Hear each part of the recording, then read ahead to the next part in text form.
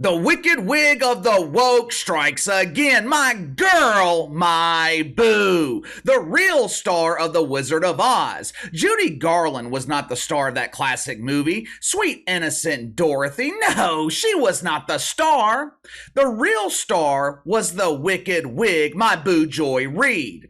Joy Reid has built her mainstream media career on the gimmick of mythical racism.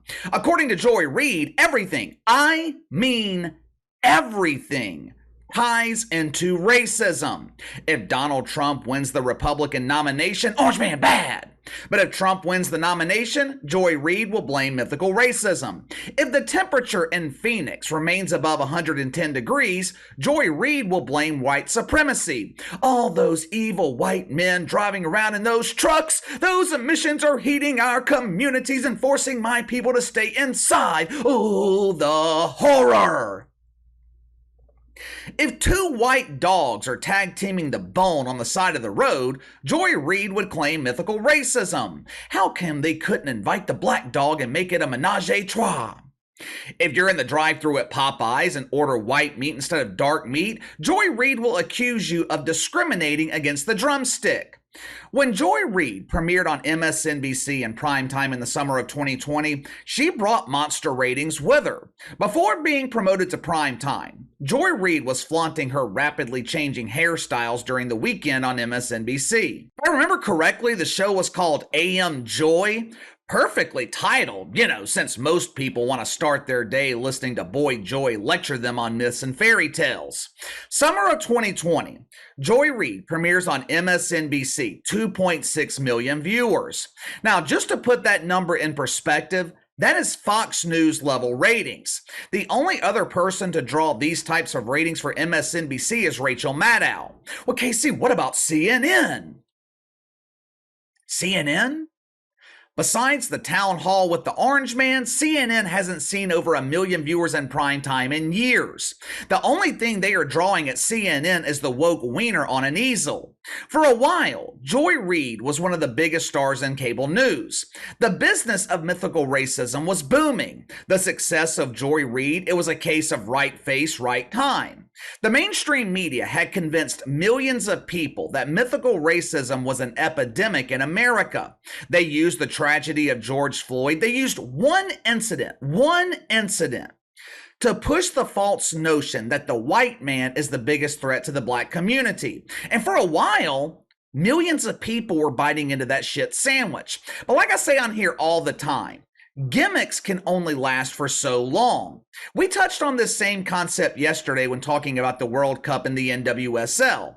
Sure, the professional activists disguised as soccer players on the U.S. women's team. They are drawing huge ratings right now for Fox, but it's one thing to draw big ratings for a tournament that happens every 4 years. Or in the case of Joy Reid, it's one thing to draw big ratings when millions of normal people are being locked down by the Fauci, while shitfucks are allowed to riot in major cities across America.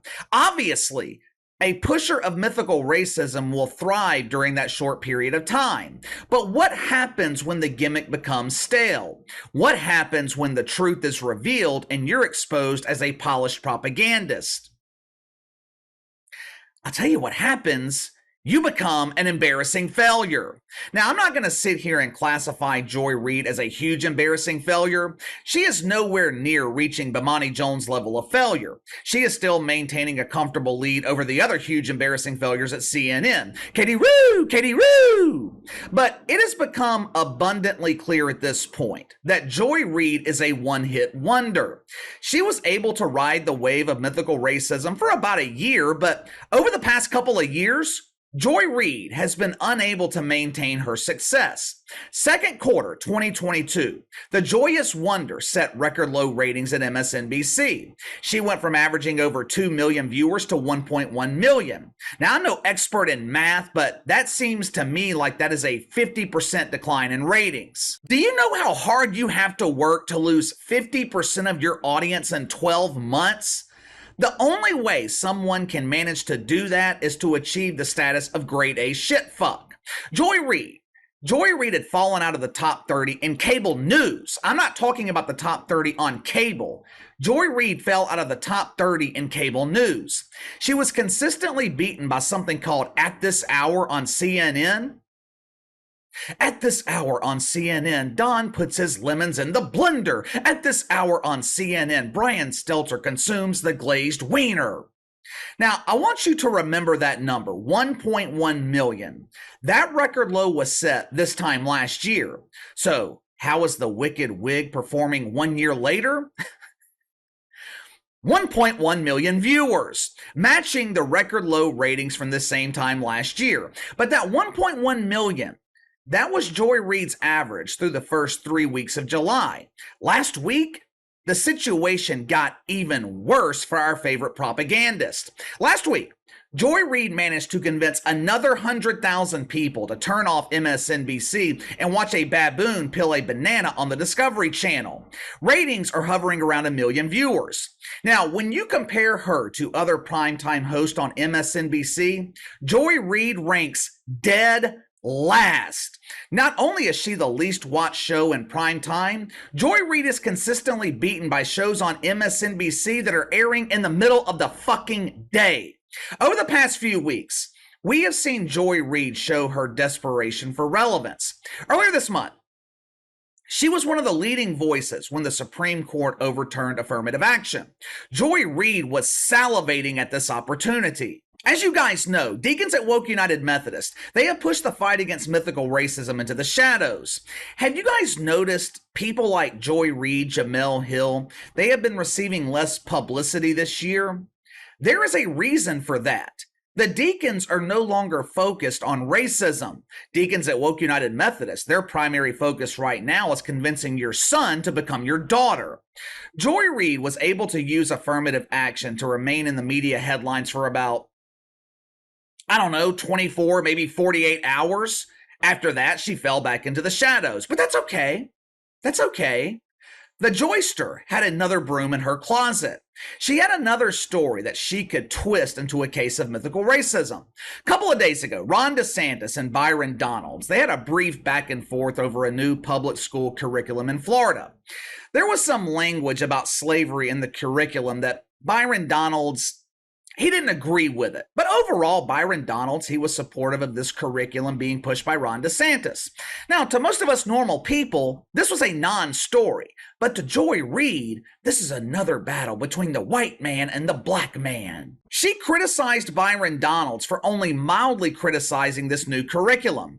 Obviously, if it was up to Joy Reid, children in Florida would be learning about critical race theory and how to magically remove your cucumber with 3 easy steps. She also claimed that the only reason Republicans encouraged Byron Donalds to run for Speaker of the House was because of his marginalized status. Wait a minute. Let's assume for 1 second that that bullshit is true.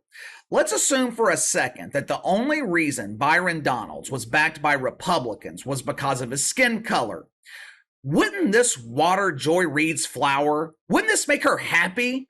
I thought Joy Reid was supportive of affirmative action. A couple of weeks ago, she publicly admitted that affirmative action is the only reason that her ass got into Harvard. In the past, Harvard only accepted students with natural hair. They didn't allow students to cover their dome with synthetic hair. Joy Reid broke that barrier. So how come her feelings are different when it comes to Byron Donalds? Obviously, this notion is completely false, and if I were Byron Donalds, I would object to this garbage. Joy Reid is insinuating that Byron Donalds isn't qualified to be Speaker of the House based on his merit. The only reason he was encouraged to pursue the position was so Republicans could preach diversity. According to Joy Reid, his only qualification was his skin color, but that is not the reason Joy Reid made headlines this week.